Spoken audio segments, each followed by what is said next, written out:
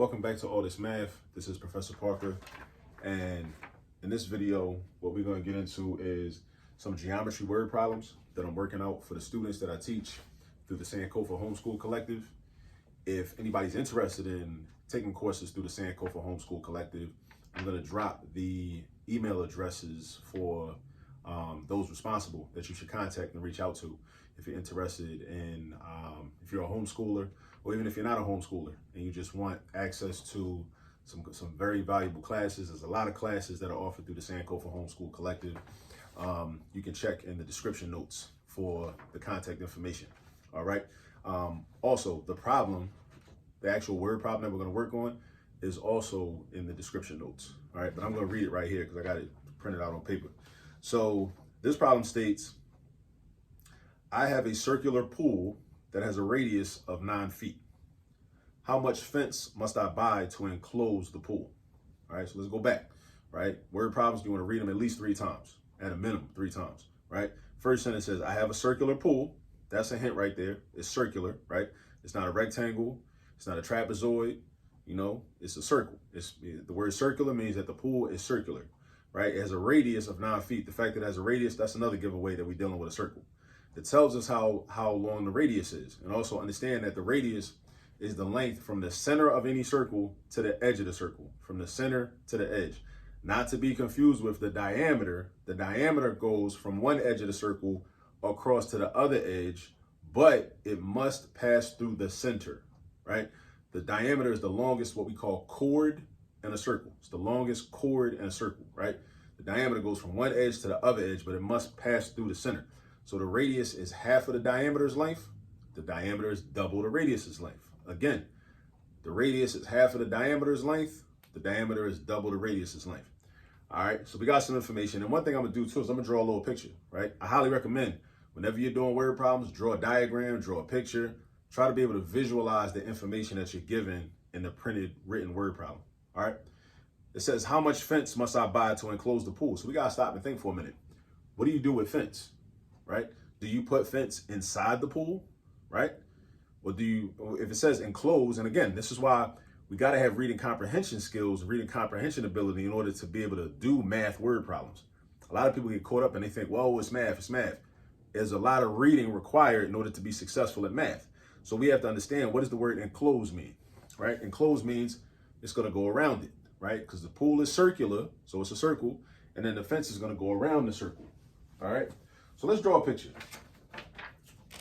And we're just going to draw a regular, typical circle, you know? So we got a circle, right? Now, this is our pool, right? Now, if we were dealing with the area would be the space inside the pool.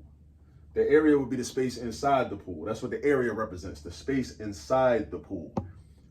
The enclosed, or the amount of fence needed to enclose it, is the length around the pool. The length around the pool. Again, the length around the pool. That's called the perimeter. But circles are so special. Circles have a special name for their own perimeter called the circumference. All right, so put that in your notes too. Perimeter is the same thing as the circumference. Right? Circumference. Now that we know that, there's a formula for circumference. In order to figure out the circumference, we have a formula, right? So there's a formula. A formula is a set of rules or a set of instructions that we use in order to figure out some information about something. So the formula for circumference, we use capital C for circumference, capital C for circumference, capital C for circumference. Now, there's a couple ways we could show the formula for circumference. One formula is 2 times pi times r, which looks like this. 2 pi r, that's the Greek letter pi, right? It represents a number which is 3.14. That's the number that pi represents, 3.14. Pi is the ratio of the circumference of any circle to its own diameter. Any circle in the universe. If it don't equal 3.14, if that ratio don't equal 3.14, then we're not dealing with a circle. We're dealing with something else, something that might look like a circle, but it ain't a circle for real. Because pi is a constant. Pi is equal to the circumference divided by the length of the diameter of any circle, right? Pi is a constant. That's something that our ancestors in ancient Kemet recognized thousands and thousands of years ago. All right. So we got C is equal to 2 pi r. And the other formula for circumference is pi d, which is pi times the diameter. D stands for diameter. Pi times the diameter. But I'm not using it here because why? This problem gave me the radius. So if it gave me the radius, then I'm going to use the formula that's got the radius in it. And again, R stands for the word radius. All right. So let's figure out the circumference, because once we figure out the circumference, we will know the perimeter around the pool, and then we will have the answer to the question, which is how much fence must I buy, or how many, how many feet worth of fence, you know, if I'm going to Home Depot or Lowe's or whatever store we're going to, you know what I'm saying? I'll know how much fence I need to buy because I know the length around the pool. All right, so let's plug in some numbers. I don't know what the circumference is because that's something I'm going to calculate. This is a 2, so I bring that down.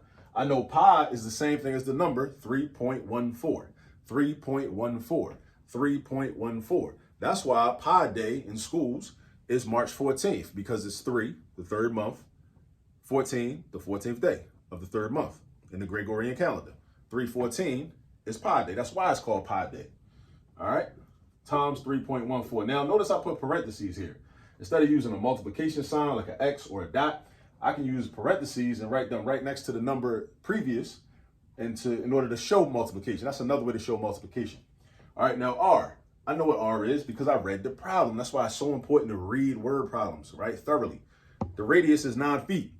So I'm going to replace the letter R with a 9. All right, so now I got 2 times 3.14 times 9.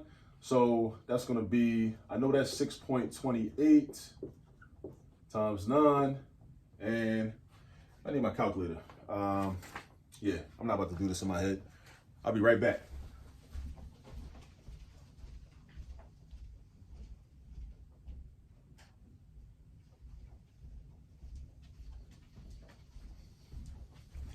So this right here is another teachable moment because I should have been prepared with my calculator before I started to record this video, right? And that's a lesson for you too. Always be prepared with your tools, have your pens, your pencils, your paper, your notebooks, everything when you're ready, when it's time for class, all right? So always be prepared, whoever's watching this.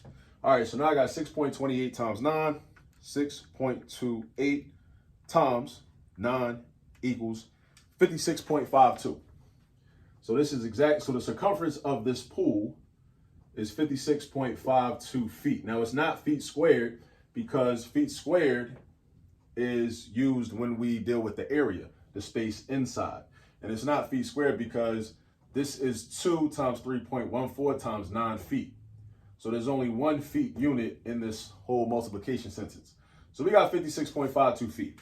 But now here's another thing that you should keep taking into consideration when we're doing math word problems. Sometimes we deal with formulas in math and they give us exact values. But then when we get into real life situations, we got to think to ourselves, would you go in Lowe's or Home Depot and ask for 56.52 feet worth of fence? I don't think you would. What you would probably do is round up to the nearest whole number, right? Now I'm gonna also explain something. So we're gonna do this. Squiggly line means approximately. So we're gonna round that up to 57. We're gonna say we need 57 feet. Because the circumference is 57 feet, then we need 57 feet worth of fence. Again, the circumference or the perimeter around the circle is 56.52 feet. We round up to 57. And that's how much fence we're gonna get. Why am I rounding it up? Because we're probably, in real life, we're probably not gonna go into a store and ask for a fractional amount of fencing. We're probably gonna deal with whole number amounts, all right? Now let me say something else about this. When I rounded, I was able to use the mathematical rule for rounding, right? Because this is a 5, right? 5 or above, give it a shove. Because this is a 5 in the 10th place, that makes this 6 in the 1's place go up and become a 7. Now, because this is a real life word problem, even if this was 56.1, let's say it was 56.1, right? 56.1 feet, right? Using mathematical rules for rounding, that would mean I would round down to 56 feet. Because if there were a 1 right here in the 10th place, this 6 would remain a 6, and we would go down to 56.0, right? But if I do that, I wouldn't have enough fence. So what I'm saying to you is this, and always remember this, when you're dealing with word problems, you always want to round up. You always want to round up because even if it's 56.1, And mathematically, in that situation, you should round down to 56. But if you do that, you're not going to have enough fence. So the goal is to have enough fence. And it's better to have more than you need. It's better to have it and not need it than to need it and not have it.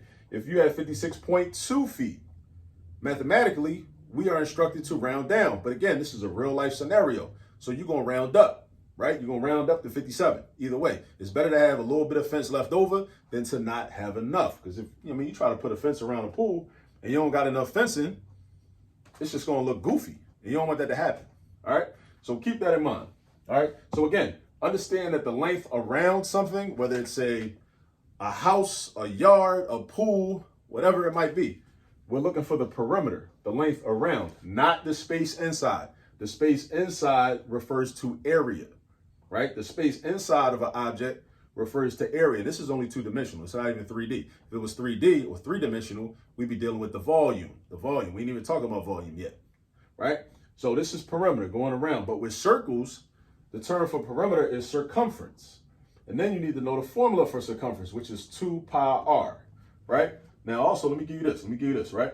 The formula for circumference can also be expressed as pi d. Again, this letter D stands for the word diameter. This letter D stands for the word diameter. This letter D stands for the word diameter. All right, so pi d. And pi is a number which represents the ratio between the circumference of any circle and its own diameter. That number will be 3.14. So you can try it. Find any circle you can find. Measure the diameter, right? Or, well, find the circumference. Well, if you know the circumference and then you divide by the diameter, you should get 3.14. If you don't get 3.14, either that's the incorrect diameter you were given or the incorrect circumference you were given, or it's not a circle. All right. Then you just plug your numbers in, follow the rules. The formula is a rule. The formula is a set of rules. 2 times 3.14 times 9, 6.28 times 9, because 2 times 3.14 gives you 6.28.